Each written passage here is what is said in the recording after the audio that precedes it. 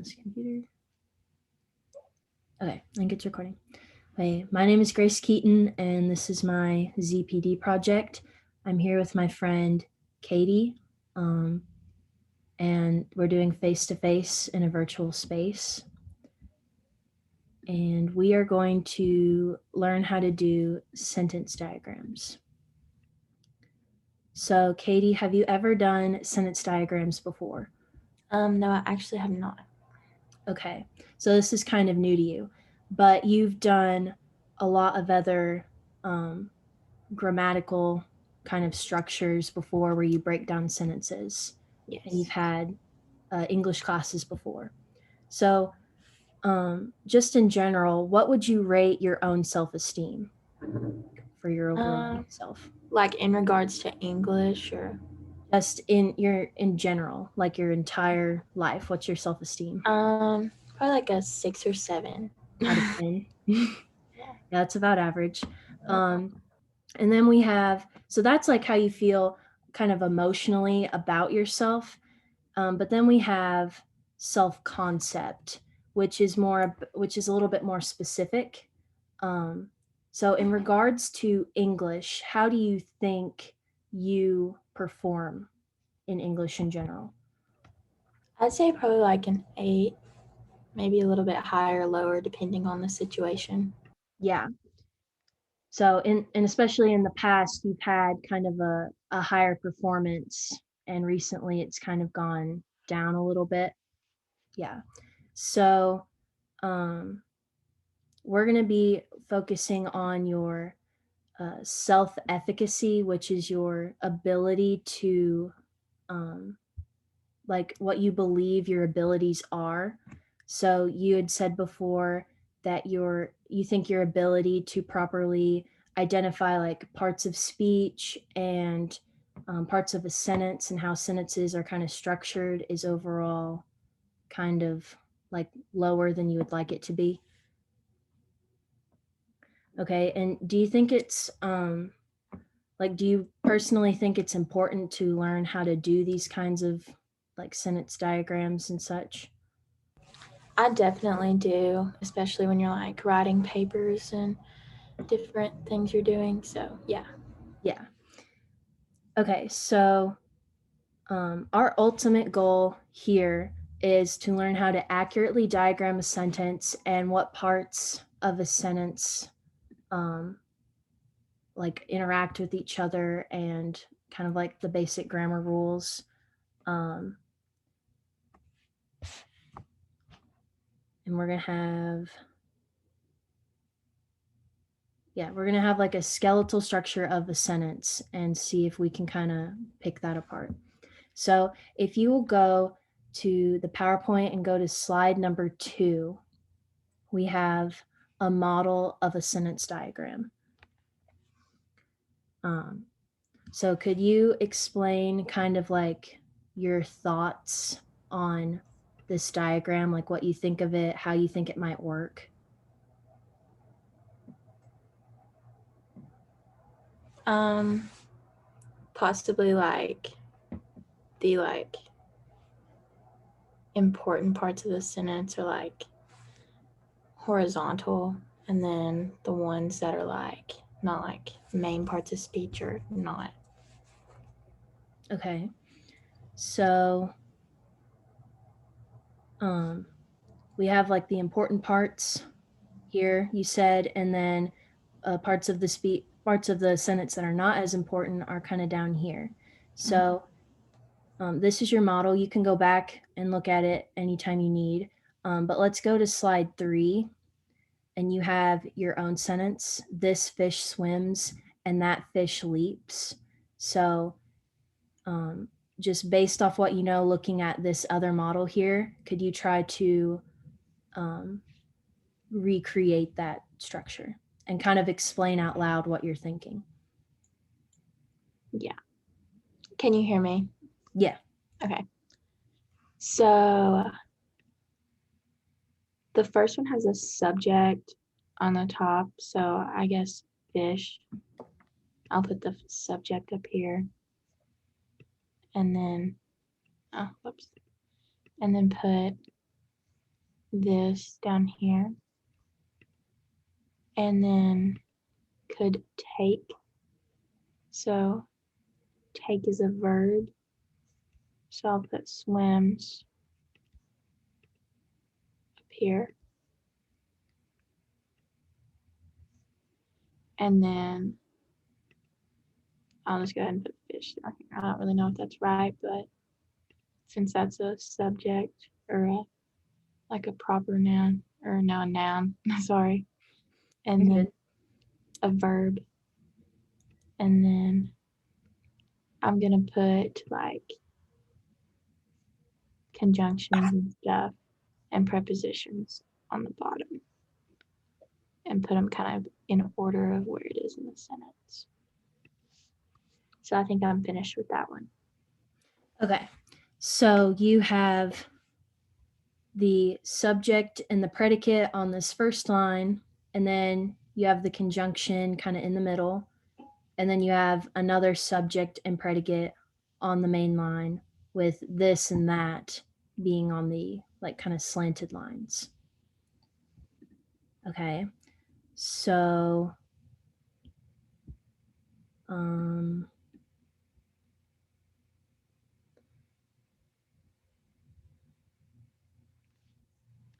do you think do you think based off of just looking at this model sentence you kind of better understand a sentence diagram without really knowing the exact steps? Yeah, I think I definitely, because I just based it off the example. So Yeah. Yes, well this one is a correct. um there is a way to make it a little bit better, but that's the basic principle of it. So slide number 4 has another sentence that's a little bit different. But if you use the same structures from slide 2 and 3, um, maybe you can kind of figure it out. So you can, it's the same thing. You can drag and move the pieces around. And if you're not sure what to do, you can ask questions, and you can also like think out loud what you're thinking. okay, I'm definitely a bit confused on how the orientation of the diagram changed. Okay. So So I don't why really do know you I don't know where the beginning is and the end. Okay, so why do you think this sentence, boys and girls like fish and frogs, might be different from this fish swims and that fish leaps? What are some differences there? And it's plural, like boys, girls, Hmm. So, and what kind, this is hard, what kind of difference between the two sentence diagram structures? Like, what is the difference there? so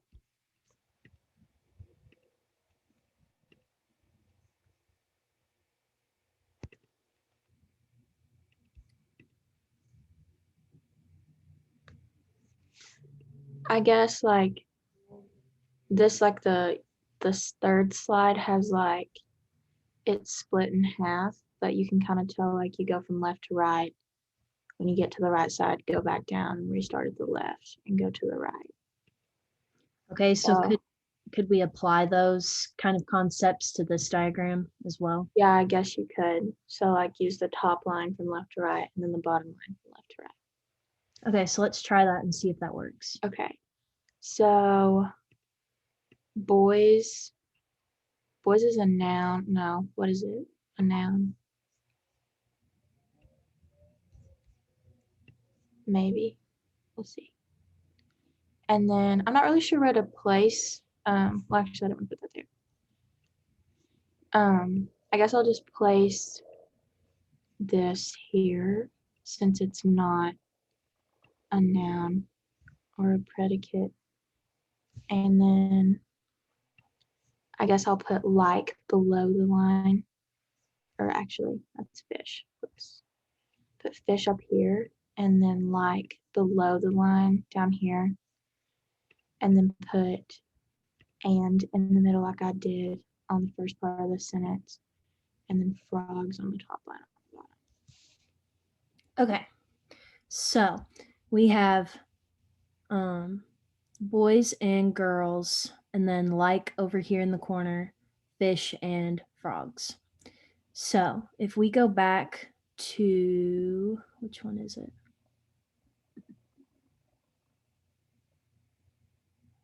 Okay, let's just go back to slide number 2.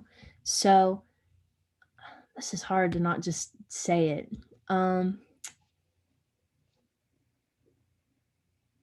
We have, hold on, let me think.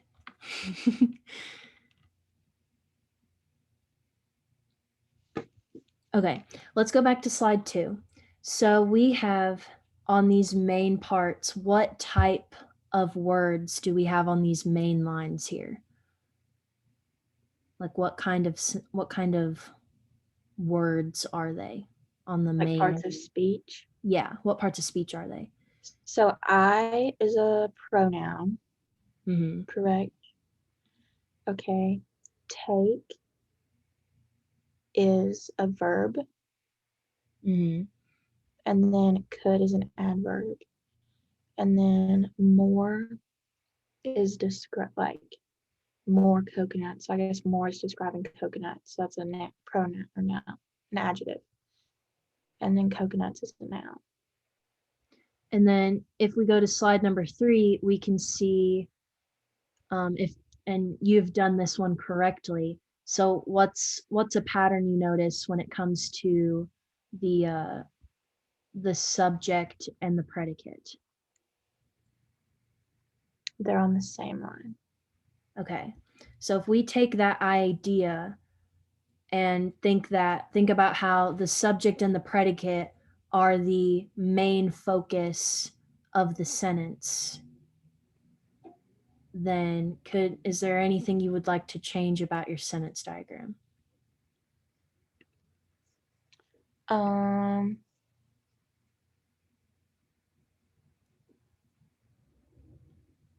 So the original sentence was boys and girls like fish and frogs.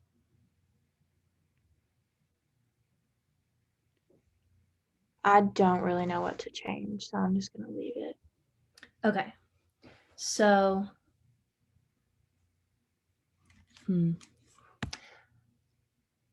if we go along with the idea that you had said, like the subject and the predicate are the main structure of the sentence diagram, we can, this is hard.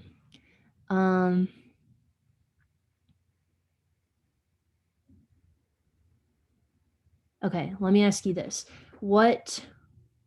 No. Okay, let me do this. Go back to slide 3, and if we make a small correction, the and will go here along this dotted line. You didn't really have an example of that, so that's kind of new information, but this and will be placed directly on the dotted line.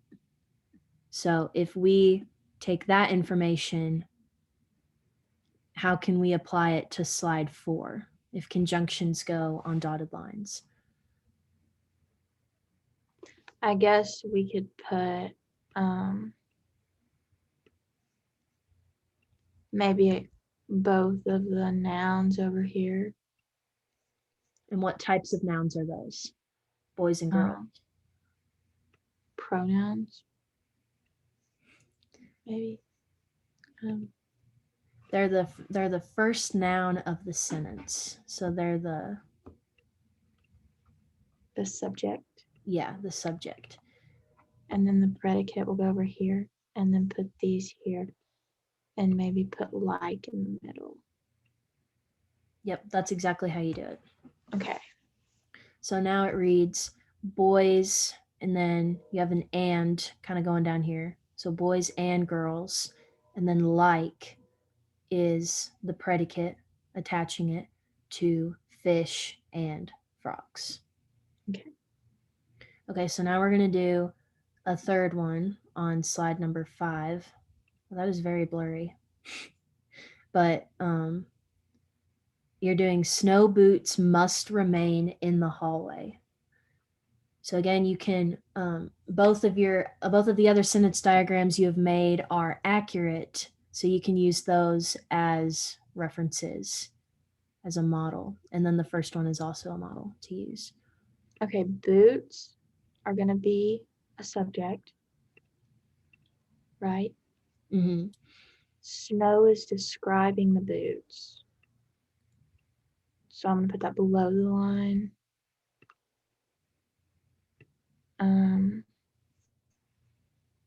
Remain is a verb. And then must is just a description. And then in is a preposition. So I'm going to put it maybe on this horizontal line. I'm not too sure if it's not dotted. Okay.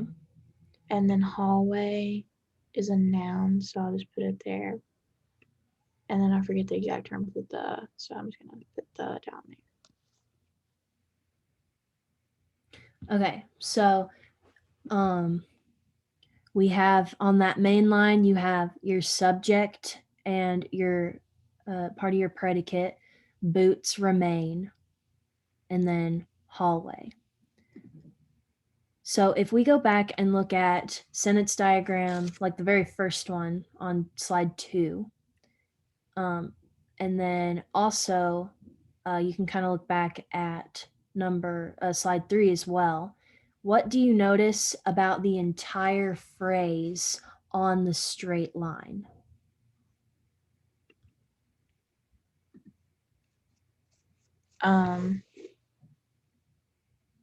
It's like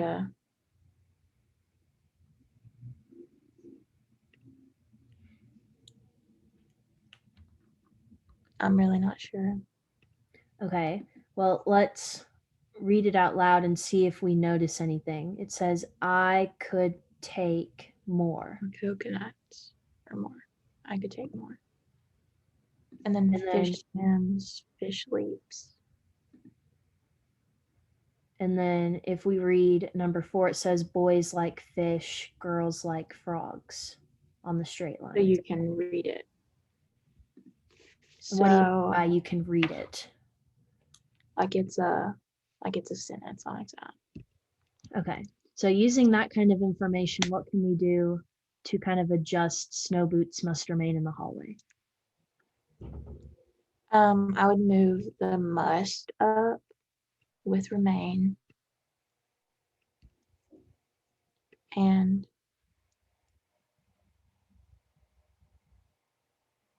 the in hallway. Boots must remain in hallway. I guess it needs the though. So. Okay, so if we also notice on the other models, are there parts of the lines that we don't use on the other models? No. So is there something else maybe we should adjust on snow boots must remain in the hallway? Well, you said it should be a sentence, like on the top line. So boots remain in the hallway. So maybe move must, like maybe that's not necessary. No. Trying to think what kind of question isn't too. Boots remain in the hallway. So can anything be read from the secondary lines? Well, what do you notice about the words that are on the secondary lines?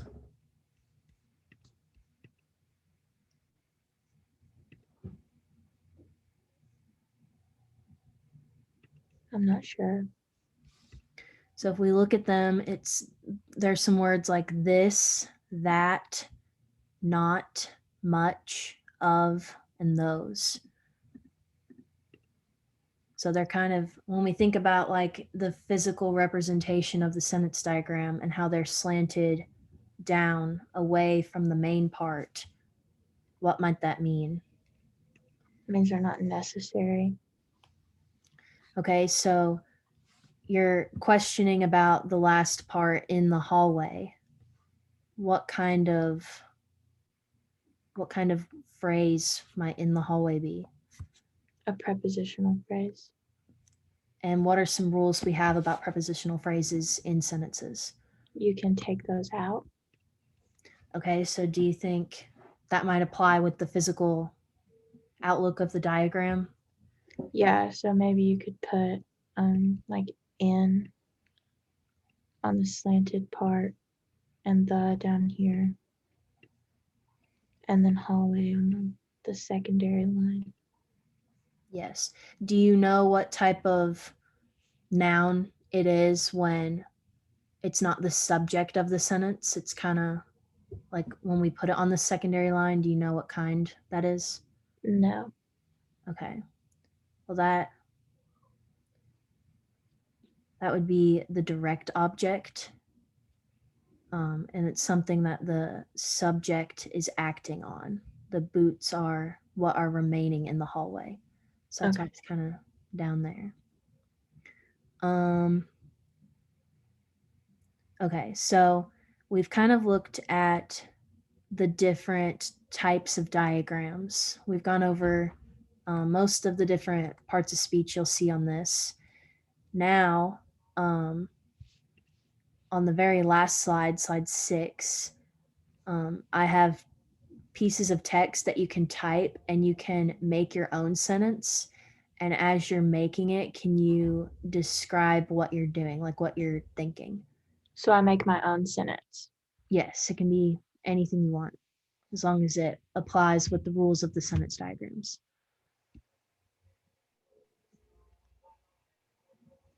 I don't know if you can hear the baseball field, but it's quite loud. Okay, I don't know where I'll type my sentence. Okay, so you can click on like this text right here. You can click on it and say like, Okay, uh, okay.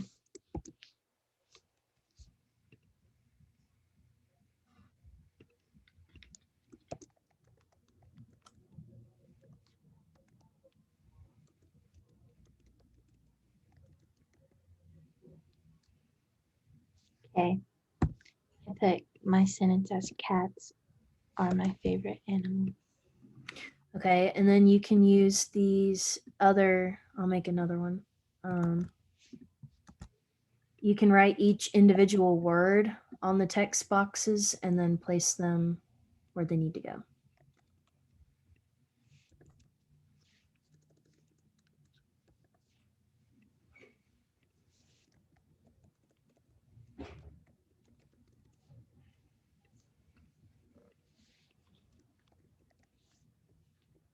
Okay, so And cats is the subject of my sentence. So I'm going to put that there on okay, the primary line.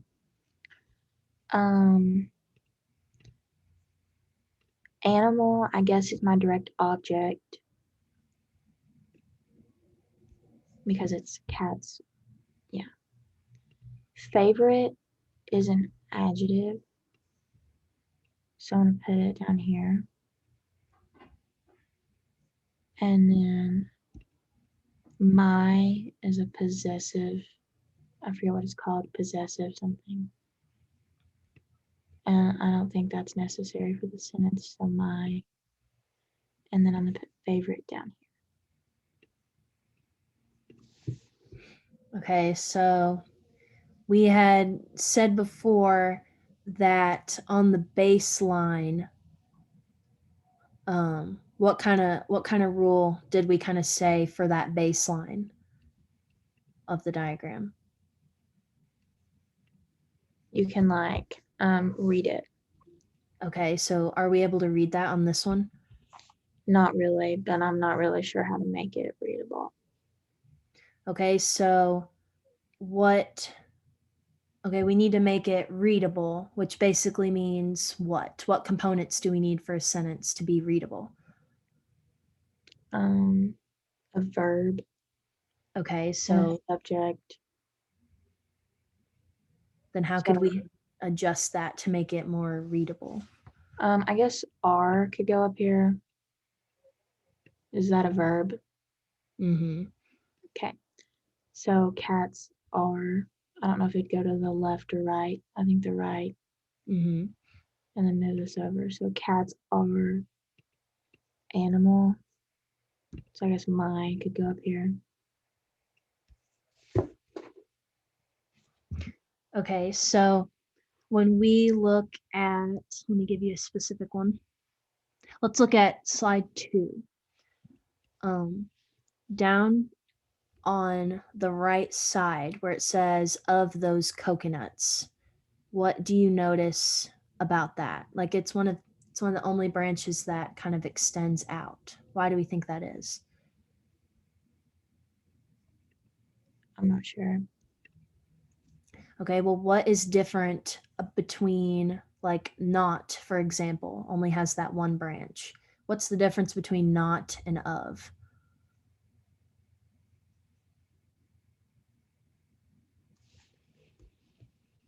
I don't know. That's okay. So I'm really not sure if I at this point if I can give you the answer. But I'm going to tell you. Of is a preposition. So that preposition has made this branch out more.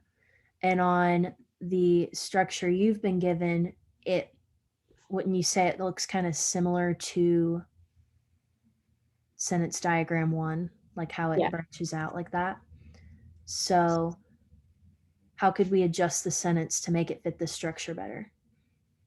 Is my a preposition? No. Well, then I have no idea. Okay, well, let's maybe take a few steps back and look at cats are my favorite animal. Um, it looks like we're going to need a preposition for this sentence structure, right? Yeah, So, so my sentence was wrong. yeah, so let's see if we can adjust that to make it fit this specific diagram. You could keep cats are, but we can adjust it a bit better. Cats are in my barn. Okay, so we can change, yeah.